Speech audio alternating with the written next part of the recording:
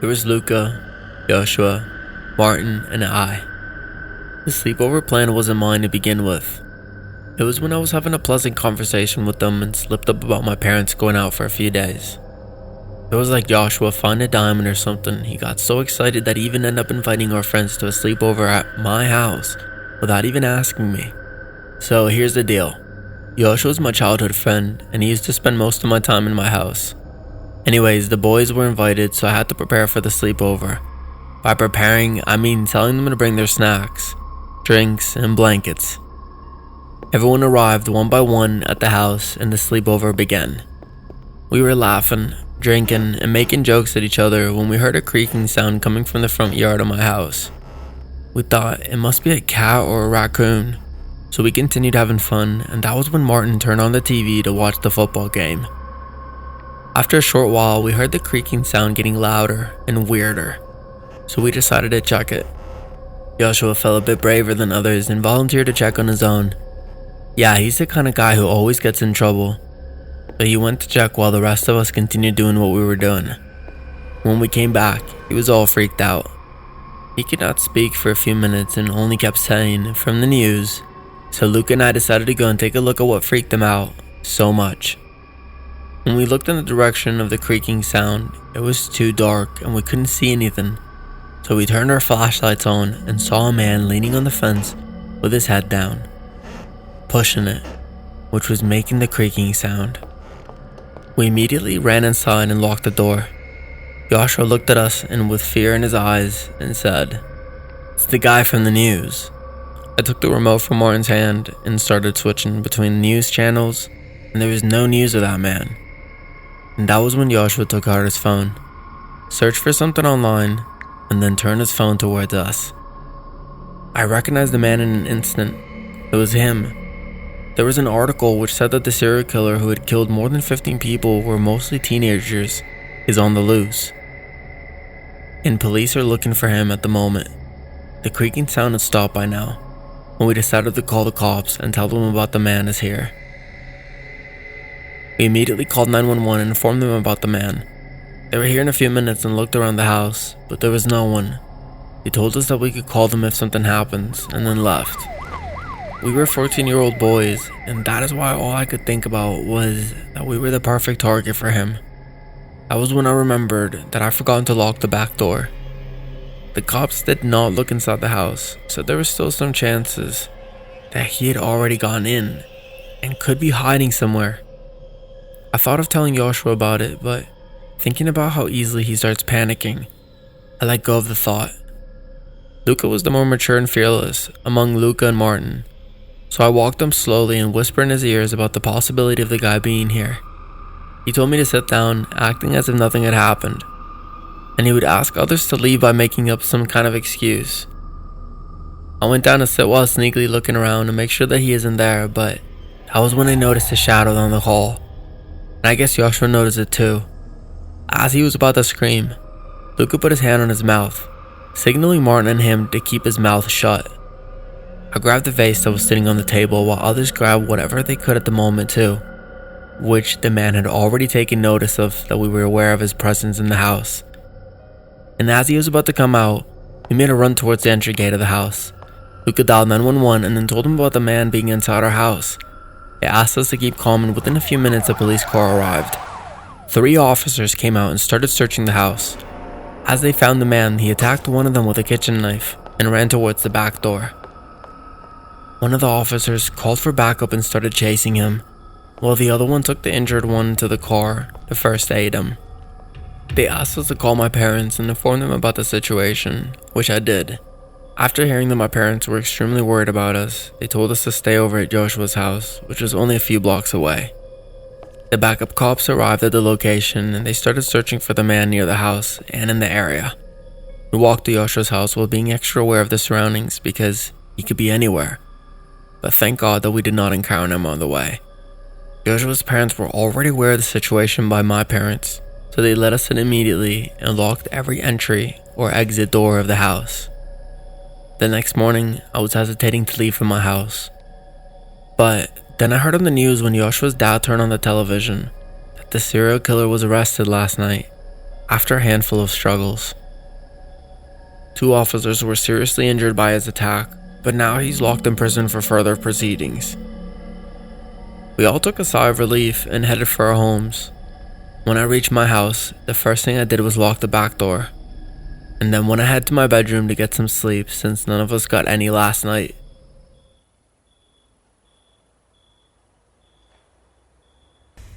Hey guys, thanks so much for all the support. If you haven't subscribed to the channel yet, please feel free to do so. The single most messed up memory from my childhood involves dictaphones. You know those little voice recorder things with little tiny tapes? Yeah, I used to think they were so cute. Now they trigger me super hard. And before y'all call me a snowflake or whatever, listen to my story. When I was around 11 years old, 5th grade anyway, I went to sleep over at a friend's house.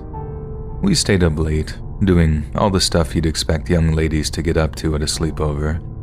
Then we all passed out and slept through the night. The next morning, the girl whose house it was, her dad comes into the kitchen with a little dictaphone in his hand. He's got a big smile on his face, and right in front of us, he starts playing the tape back. We all hear our own voices, talking about our crushes and all this other stuff. He'd been recording us, and apparently, he'd hidden the recorder in one of her stuffies or something. I'm honestly kind of freaked out by this, but I'm too shy to actually call him out on it, so we all just sort of let it go and chalk it up to a weird dad behavior. Years later, the girl and her weird dad move away and we all lose contact as we go our separate ways. Then, about 14 years later, the girl finds me on Facebook. We do a little small talk, catching up on this and that, and then the girl drops something heavy on me. She asks if, during that sleepover, all those years back, if I remember anything weird involving her dad. I'm all like, sure, he recorded us, that was incredibly weird. A little bit of a total invasion of privacy, maybe? She's like, no, anything else?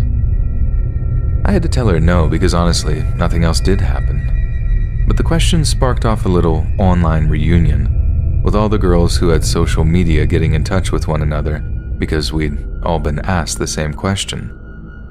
It took a while for the truth to come out, but to our horror, we discovered that the girl had been getting abused by her father. The whole idea of recording our conversations that night wasn't part of some kooky prank or whatever. It was him making sure she didn't say anything about it to her friends. Of all the dark or scarier incidents from my childhood, that one takes the cake. Not so much because of how horrible it is, and it is horrible, but because of how he basically gloated to us, playing it back because he knew she didn't say a freaking thing about it. I think he escaped justice in the end. I'm not even sure she started investigating, I guess, or whatever you want to call it, until he was long gone. She's doing fine, by the way, but I still think about her from time to time and hope she really is doing okay as she says she is.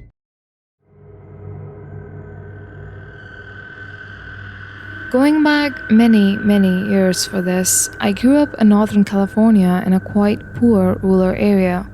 Some of my best friends from elementary and middle school lived like 10 to 15 miles away.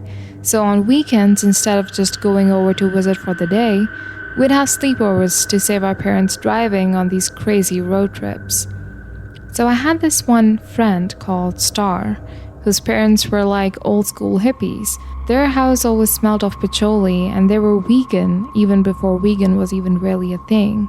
Aside from a few unusual recreational activities, they were basically just as good as being parents as any other couple. They were sweet, loving, and attentive, and I always had a ball whenever I went to sleep over at their place, mainly because they let us stay outdoors in a tent at night, which was just a huge adventure for a little group of preteen tomboys. Anyways, this one night we were staying in a tent in the backyard, but it was a backyard that extended to one side of the house where we camped, and it is in the view of the TV room window, so Star's mom and dad could keep an eye on us. but it also meant we could see the driveway from the flap of our tent. It was summertime, and so it was still incredibly warm at night. We ended up leaving the tent flat and unzipped to let some cool air in. It obviously wasn't open all the way because of the bugs, but we can still see outside the tent. And then, in the middle of the night, Star shakes me up, wakes me, and whispers, "There's someone in the driveway." I am thinking it might have been her big brother, who was a few years older than us and was attending college. But when I suggested that, she said, "No, it's a bunch of people. Look." I start getting real anxious hearing that, so I quietly creep up to the tent flat to peek out, and that's when I saw that Star was exactly right. In the little bit of moonlight that we had, I literally lost count of the number of people I saw creeping up her driveway. It was seriously one of the scariest moments of my life, mainly because there was absolutely nothing to do but keep it quiet as possible. We couldn't call the cops. This was way before cell phones. We couldn't warn Star's parents without revealing our presence. We were just powerless, forced to watch people who obviously didn't have good intentions slowly approaching Star's house. I think in the end, Star just broke, and in a move you could either call it real brave or real stupid, she just ran out of the tent shouting, "Get away from my house! Mom, Dad, call the cops!" As soon as she starts screaming, a bunch of flashlights burst into life, obviously held by the guy sneaking up the driveway. And oh my god, there were so many of them. At first glance in the darkness, it looked no more than about 5 or 6 people, but when they all turned their flashlights on, it was clear the number was no more than like 15 or 20. I just hear sheriffs saying, "Show me your hands." And that was incredibly confusing, because we were all about calling the cops to get help, but like the cops were already here. Anyways, Star did as she was told, and so did me and my other friends. We start climbing out of our tent with our hands in the air. That was when the person approaching us started saying, "Jesus, they're just kids, man." And with them being closer, I could see that they really were cops with caps and badges and all the patches on their arms and all that stuff. I heard, "Go, go, go, get in there." And the cops started bashing the front door to the house. Other cops gathered around the backyard and headed towards one of the barns. We were scared, obviously, but more so focused on just staying down and watching. We were not really freaking out too bad, but when the cops started dragging Star's mom and dad out of the house and arresting them, she had to be restrained by the cop that was guarding us. After that, the cops drove me and our friends back to our respective homes. Then I don't know what they did with Star. I think they took her to her grandma's or aunt's or whatever. But then a few days later, we found out that Star's mom and dad had been growing something they shouldn't have in one of their barns. I get that it was illegal and stuff, but the aftermath was just so sad. Star had to go and live with her relatives because her parents were sent off to prison for a few years. It was messed up. And I get that the cops are just doing their job and stuff, but it was definitely one of the scariest times of my life, seeing all those figures in black just creeping towards my friend's house. I was 17 at that time, and I need to give you a little background. It was 80s and before cell phones. I'm a female, and I had a best friend at my high school who I'll call C for short. C and I met when her brother asked me to be his girlfriend, and she didn't like me at first. She would walk around me and taunt me, but once I stood up to her, she began to respect me and then got to know me properly. How? Because I knew her and her brother. It was a very short-lived romance. I spent a lot of time hanging around at their house, and C also had a young twin brothers, her mom and her older male cousin who lived in the house. Over the time I became close friends with the family, and her mother even offered me a job. She sold beautiful clothes via fashion shows and asked me to be a model. I really enjoyed that job, and the friendship I made. Then one night, she asked me to spend the night, which I hadn't done before, so I said yes. But I couldn't get a ride to her house until it was already pretty late, and my ride dropped me off, and rather than waiting to see if I got in safely, just drove away. Walking up to the house, it was completely dark and quiet, and when I knocked, no one came to the door. I knocked again, and still nothing. I was stuck there and had to get someone to wake up and let me in. And I was beginning to get scared. There were a couple of other houses on the street, but for some reason, they were all dark and quiet too. I walked about a quarter of a mile down the dark, deserted street to a payphone, and I dialed C's number. After several rings, she eventually answered and unlocked the door for me. As I walked back to her house from the phone booth, she went back to the bed, and I went into the house. It was as dark and quiet inside as it was outside, and I made my way to her room, where I thought I was going to be sleeping, but she'd fallen back to sleep and locked her bedroom door.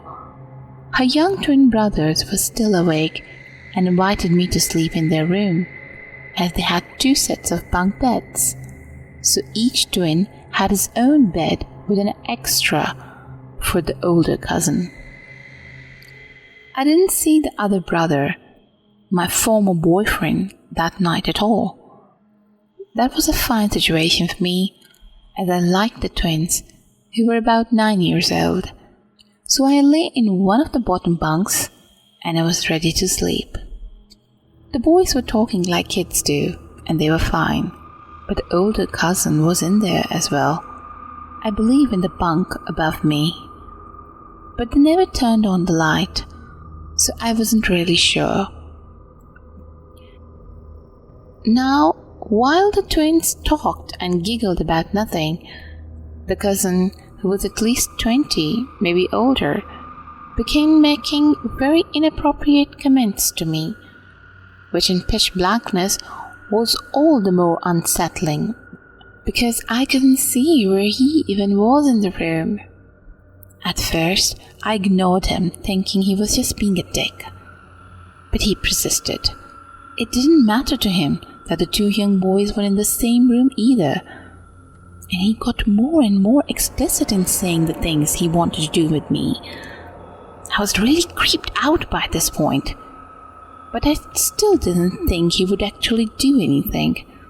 I kept asking him to stop talking to me like that, but he wouldn't.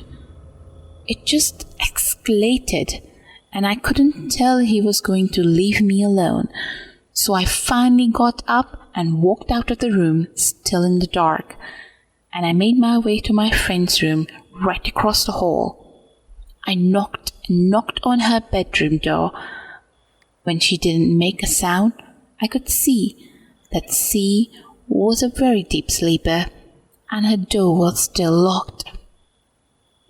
This entire time, the cousin kept talking and scaring me, and as I frantically tried to wake my friend, he began getting out of his bunk and coming towards the hall where I was.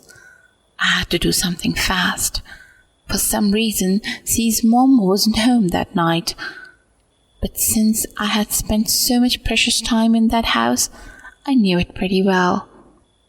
I knew that there was a den right there next to the room that I had been in with the boys, and I knew that den door was locked. Just as the cousin reached me in the hallway, I screamed a little, ran into the den and slammed the door in his face, immediately turning the lock all in one motion. That room was even darker, so the first thing I wanted to do was to turn on the light, but I couldn't find one anywhere. I searched for the light because I wanted to push something else in front of the door, knowing that the little door lock was not a strong one. But I couldn't find light anywhere, and within about 2 minutes, I could hear the cousin fiddling with the locks. He got it open so fast, he might as well have used a key. So now he had me where he wanted me, and he quickly closed and relocked the door. We were now completely alone in the dark room, with nowhere around to stop him. The twins had stayed in their beds throughout, and there was nothing they could have done anyway. This guy then very quickly grabbed me towards him, putting one hand over my mouth and nose so I could neither scream nor breathe very well. His other hand went right between my legs, and he was touching me in my most private place, as I was at his mercy and barely breathing. He quietly said things in my ears as I struggled to breathe and somehow defend myself. He was behind me, and his arms were wrapped around mine in such a way that I couldn't use them. I'd been in a similar situation with a man in my not-so-distant past, so this time I was angry. I did not want to do this to happen to me again. He went on for a few minutes, which seemed like an eternity. And just when I thought I'd run out of hope, miraculously, there was a knock on the door of the den. It was my friend C. She hadn't woken up when I was pounding on her bedroom door, but some kind of divine interventions had somehow caused her to wake up now. "What's going on in there?" she asked. The man tightened his grip on my mouth and nose so they couldn't make a sound. And he said to her, "We're okay, we're okay." And here I tried all my might to at least make some kind of sound. But since I couldn't get a breath in, I couldn't manage it. I will forever be eternally grateful for my friend C at that moment, as she didn't just go back to the bed thinking I was messing around with her cousin. Instead, she said that she wanted to hear me say I was okay, and that's when the cousin knew he had lost and let go of me. I immediately screamed, "Help me!" and I ran into her bedroom with her falling behind me. She then closed and locked the bedroom door. I was gasping for air, crying and trying to tell her everything that had happened. She had trouble calming me down, as I was still terrified, and I told her that he could pick her lock if he wanted to and would come in and get me. She promised that she wouldn't let that happen, and much later I was somehow able to fall asleep. In the morning, I woke up instantly, afraid of remembering what had happened the night before, and C wasn't in the room with me. I panicked for a moment, thinking the cousin was still somewhere in the house, but after a moment, I had my friend talking with her mom, who had arrived back home. I joined them at the table and learned that C had already filled her mom in on everything. Her mom told me she was sorry about what had happened, and that morning she had already thrown the cousin out of the house, and that he would never be allowed to come back. At that moment, I had been certain I was going to report it, as I hadn't reported my previous assault, because I felt like it had somewhat been my fault, and I didn't want anyone to find out about it. I was still struggling with the decision, but this time I was angry, and I did not deserve to have that happen to me. These people had felt like my second family for a while, and that mom was my boss at the job I enjoyed very much. I didn't want to hurt them, and I certainly didn't want to jeopardize my relationship with the mom and my job. The most important thing was, though, is this time. I knew none of it had been my fault, and I knew my worth. I realized that no matter what a woman does, nothing gave a man the right to force himself upon her. And I had gained quite a bit of strength through this experience. So the point was not whether I'd reported the incident or not. I'm going to leave that part up to you, the reader, to decide. To all women, even men, that I recommend carrying a pepper spray in a stun gun, as I do now. I won't get into discussion about guns, but you can still stop an attacker, even a dog or a bear, even from a distance of up to 4 yards with a pepper spray, and up close you can disable them with a stun gun and get away safely without killing anyone. My wish for everyone listening this is to please stay safe and be aware of your surroundings.